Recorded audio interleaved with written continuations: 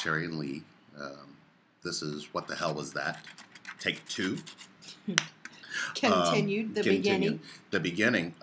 And what we found from the first one that we did was we really didn't get to go into the synchronicities, which I think was what we both experienced in such a way that it's what we keep finding more and more answers to.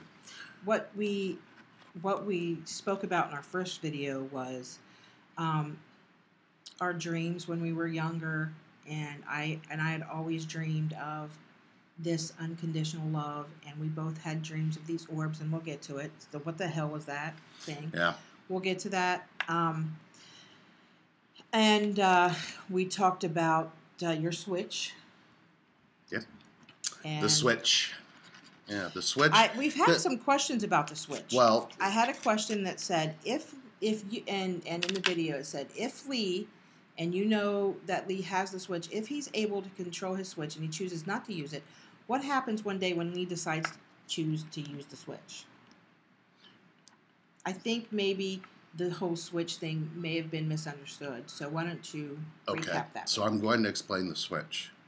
The switch has a lot to do with the mind. The mind can switch from one way of programming to another. The switch is this. If I love her and I'm able to go, okay, she's right now not showing me love, I can flip the switch. Now, understand this. The only way the switch becomes an on and off switch, or a switch that becomes completely irrelevant, is when you find your twin. Because if I flip the switch, she has the key and the door, and she knows how to get beyond the vault to open the door and flip the switch back on. I didn't know the path. She helped me find that path. The connection itself vibrated the truth of what that switch was. So she's the only one in this universe, or probably any other universe, that can do that for me, because we have the same soul. 2 bodies, 1 soul.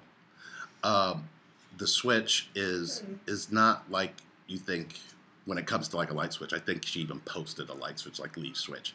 That's not what it's like. You see it right there. It's more like I can just focus energy and be direct. But now it's a switch that's here. We don't have a switch. We can switch off and close out the world, and yes, we can really do that. And that's where it's supposed to be. That's what it was meant for. Mine was self-taught, but I didn't understand how I had it. So I hope that explains the switch. The switch is only going to be disabled when you go inside yourself and you see yourself to understand why you have this switch.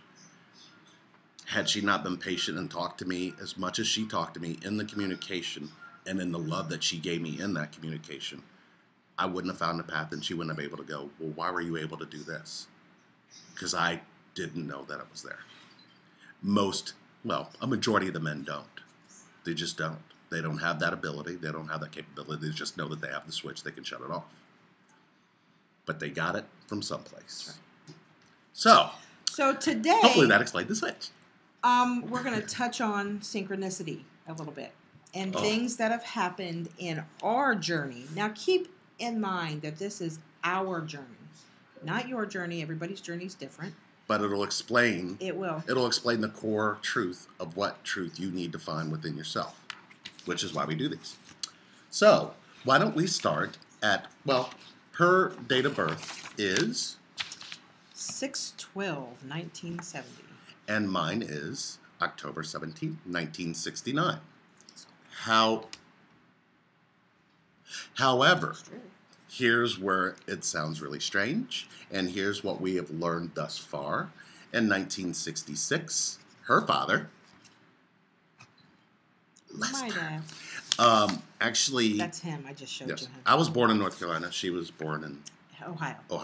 So her father. He was born in Ohio. My father was born in Ohio, and so was my mother. But your father was enlisted in the military. In the Navy. Yes, in the Navy. And he was enlisted in the Navy, and this is where he went to the Philippines first. Okay. He was a dental assistant in the Navy, and he went to the Philippines for a while. And when he came back, he was stationed in Hickory, North Carolina. Message: I was born in Hickory, North Carolina, and my family is from Lenore. Now, this is where it gets interesting. Silly. Yes.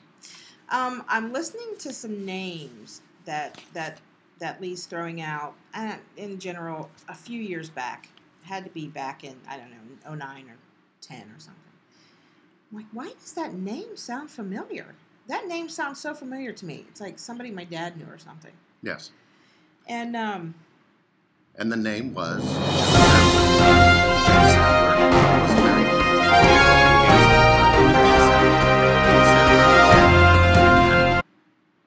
my mom. We're best friends. Go figure. Our parents knew each other in a different state at a different time. And somehow, mountains were moved. Mm-hmm. They went to horse races together. Yeah. Dad was an avid gambler. Go figure. But it was the military thing and back then, of course, this wasn't allowed to be like in the public eye, so it was really kind of, but in the military, it didn't matter. Right. So it was something that was really like, what the hell? Because if you think about it, Hickory, North Carolina, for us to end up in Cincinnati, Ohio, didn't make a whole lot of sense. Which is what happened. My dad ended up leaving Hickory, North Carolina, moving back to Ohio, meeting my mom, and your family stayed in North Carolina. My family, I was born in North Carolina. We moved from North Carolina, then moved to Michigan. Mm-hmm. After we left Michigan, we came to Ohio. So it was really kind of strange because not the same city. No, we did not live in the same city. Close, but not the same. But not the same. So here we are. We, family in the late 70s, moved into Cincinnati, Ohio, and we start going shopping and buying things. My father was still around at this point, and I would say I was probably close to 7, 8, somewhere in there. And my mom was an avid shopper, of course. She was, at that time, a stay-at-home mom. She hadn't started her career yet. And we did a lot of shopping, a lot of traveling, and some of the shopping trips. Well, there was a particular store that we would travel to because it was an outlet and there wasn't very many around. In Tri-County. Coleraine. Oh, was it Coleraine? Yeah, it was. The outlet store. The JCPenney outlet store. Yep. And it was in Coleraine. And we would go there for like Easter dresses, stuff like that. Every now and then we'd take a trip. I don't know. I must have been 7-ish. And I just remember, sometimes when you have things in your life and you remember them so vividly, and they stay with you throughout your entire life. There was this specific trip to JCPenney outlet, and we were with my aunt, and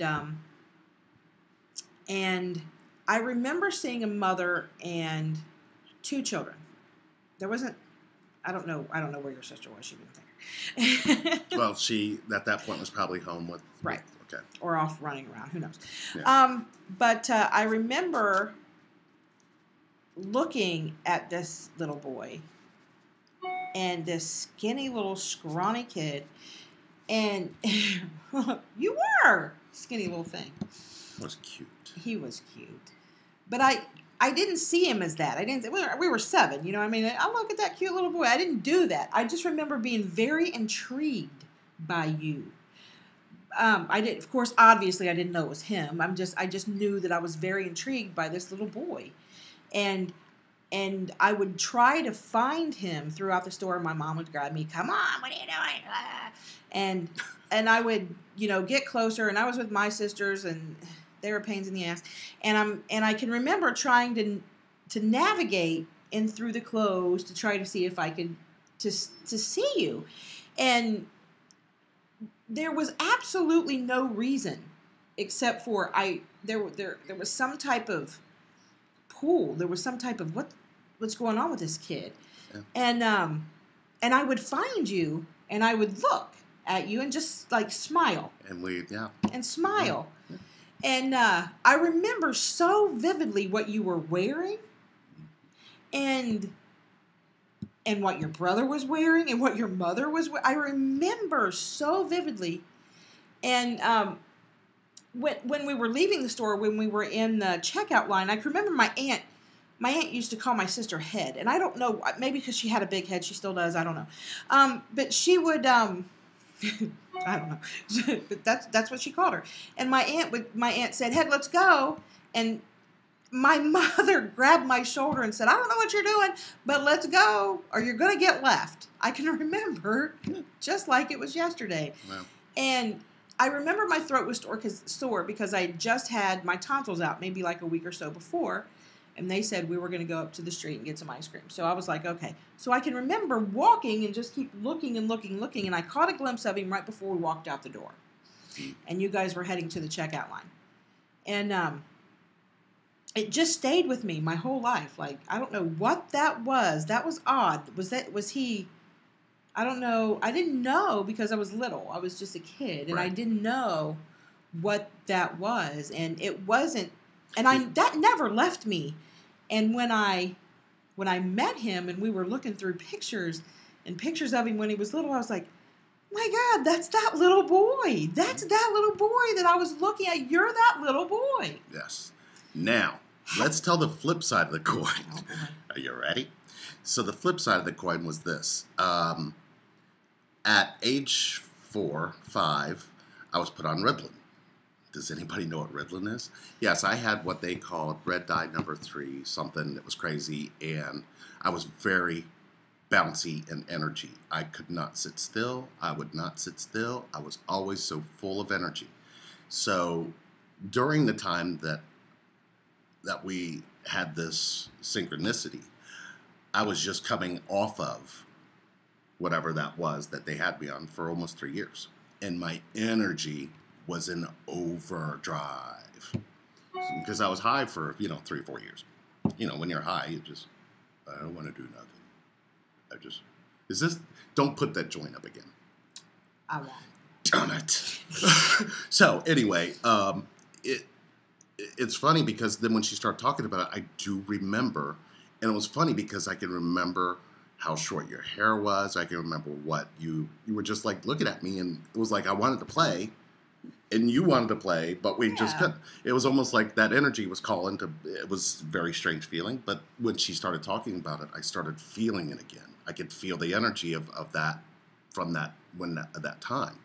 So that's the first time that was the first time that we can remember that we crossed paths. And we might have done it before then. And there was the second time that I can remember vividly was, maybe 14 or 15. We must have been. Yes, the teen club. Yeah, it had to be around 15 because I wasn't driving yet, and my mother was picking us up. Yes, it had to be around 15. So when you're a teenager, you look for stuff to do, and there was this big teen club that everybody was talking about in school, and you got to go, and it wasn't inside of our city limits where we were. It was outside a little bit.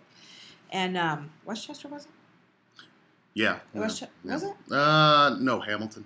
Hamilton? Over there, down there by, I know exactly what it was. The Ritz. It was called the Ritz. Yes, it was. Yep.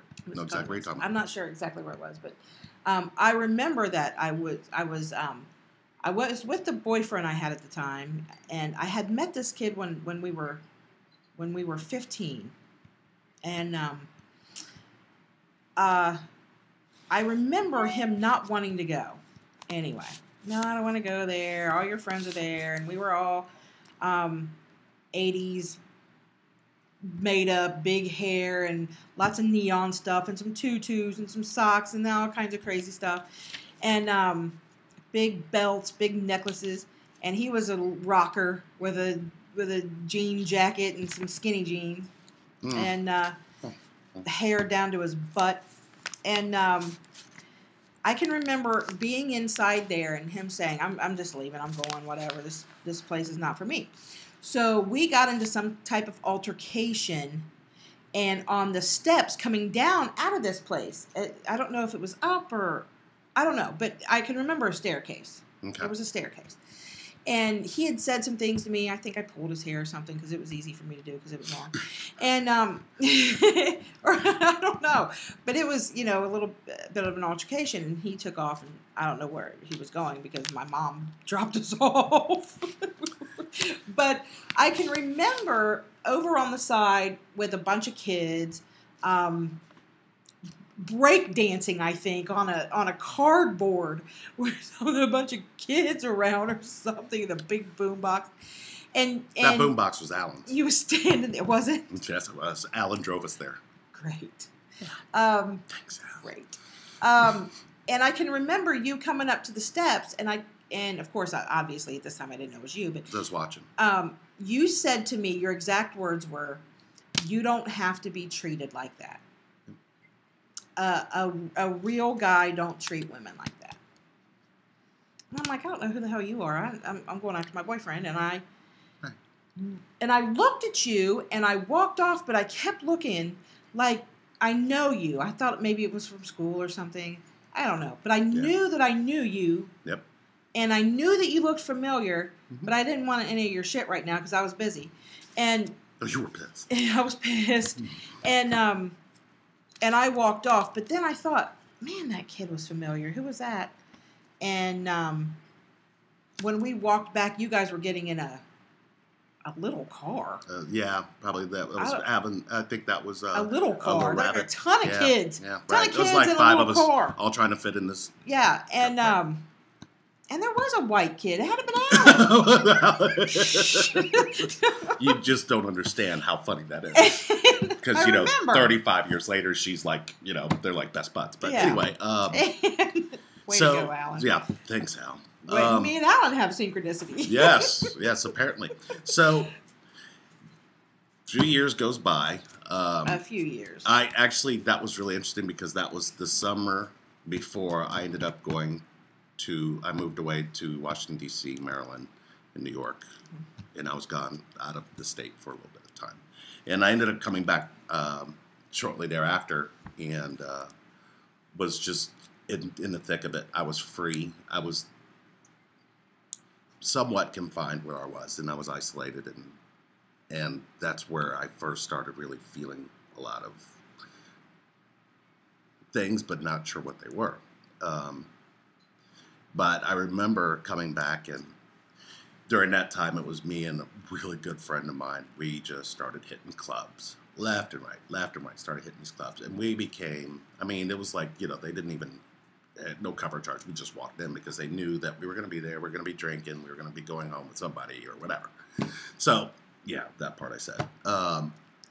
So one time, though, we... when I was living right next to this place that we used to go to on Fridays and Saturdays, the name of this club, it was right here next to, we just went through this to try to remember the name of that club. It's a hotel. It was a hotel. It was a Holiday Inn, and it had a club. We just went through that. So anyway, we went in there, and of course, me and my buddy were in there, and this was during a time where I was just starting to, I was doing all kinds of things. I really was not right in my head. But walking into this you were club, right in your ego. He was right in his ego. Was really not. Listen, it's not inflated ego. It was dominant mind thinking ego.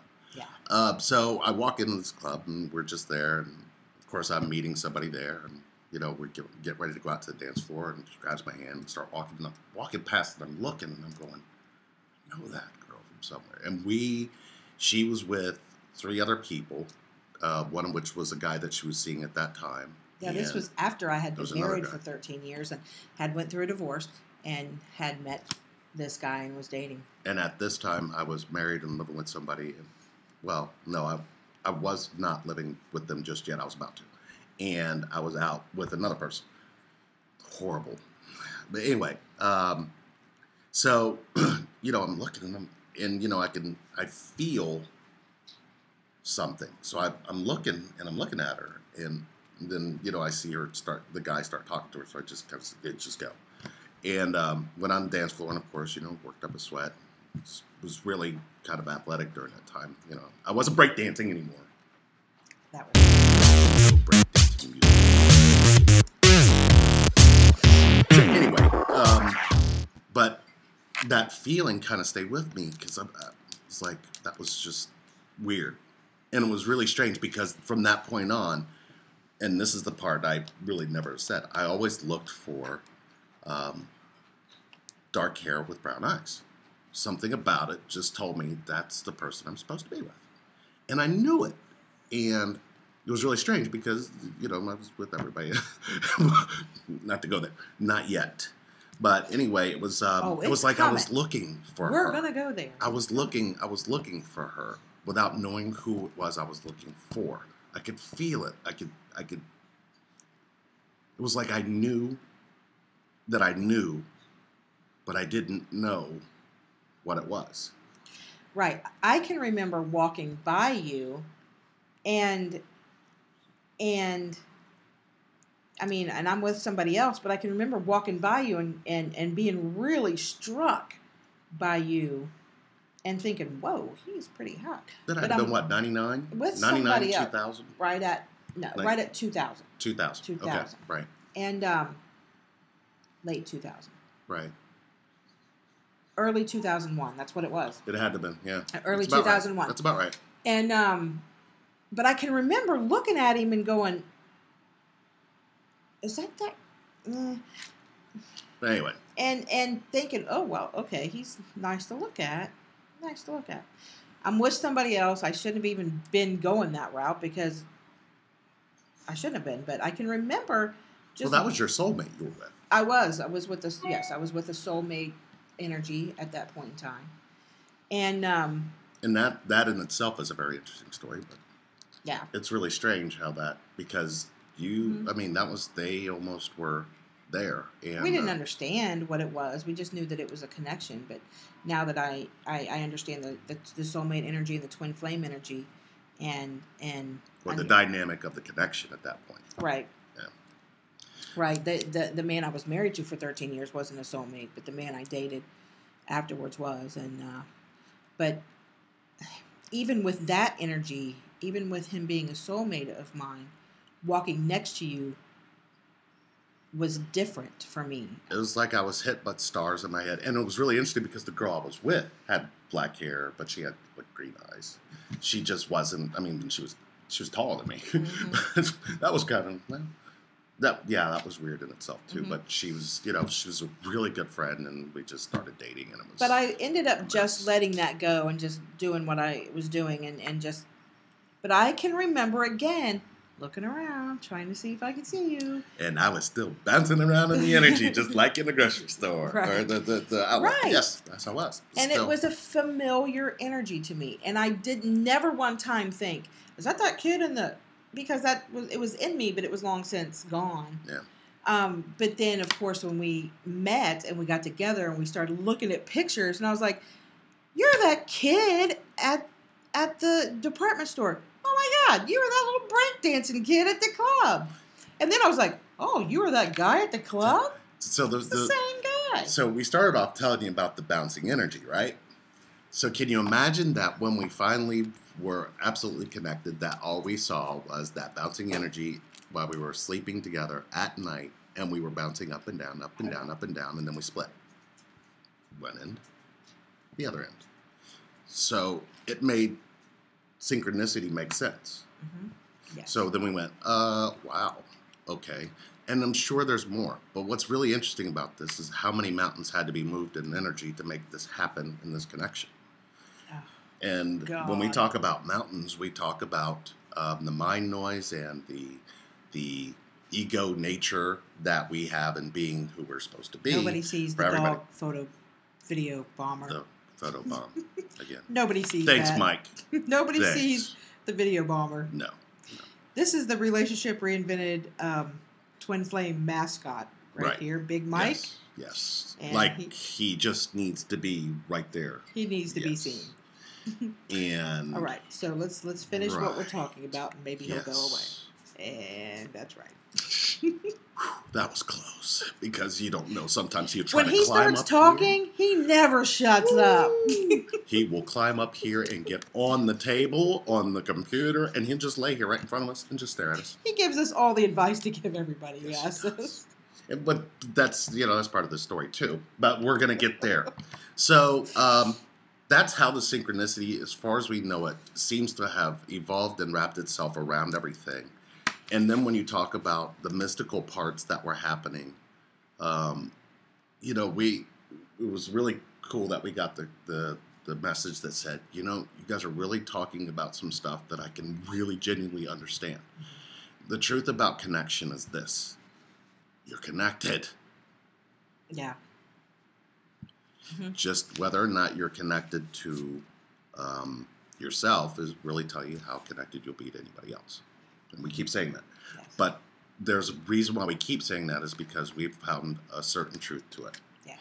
So, on that, what we're going to talk about now is what events before our actual meet. You had a 2-year hiatus where you didn't sleep with anybody, you weren't with anybody, you just completely had cleansed yourself, and now you had a clean slate from all of the crap that was there before. Yeah. And me, I was just getting into the thick of the crap. So the thing is at that point, I was moving so fast and bouncing so much in this energy and was talking so much that I didn't even hear myself. So it was very... It was very short, even when we met, it was a very short, but there was something there that made me pause.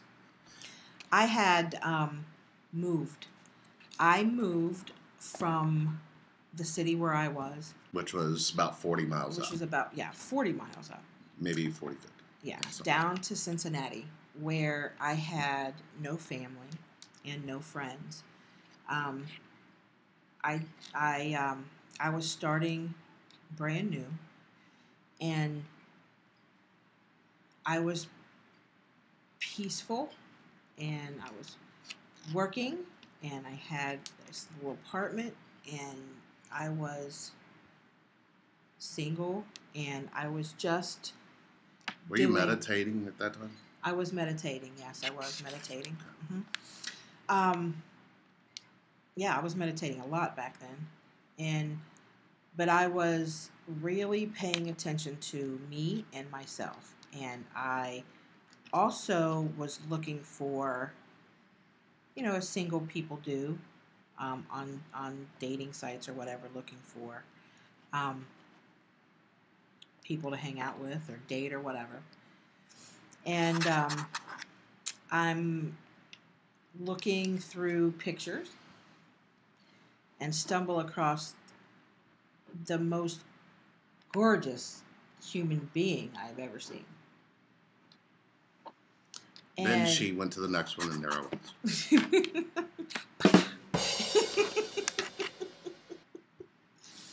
No, so we did the whole little hi, how are you thing. Oh, yeah, you sent a little, wink or something. Wink. I don't know what it was. But then, you check your email and you wonder which one of the guys that you messaged the day before got back with you. And it's never the really hot guys. It's always the ones that you're like, okay, he could do.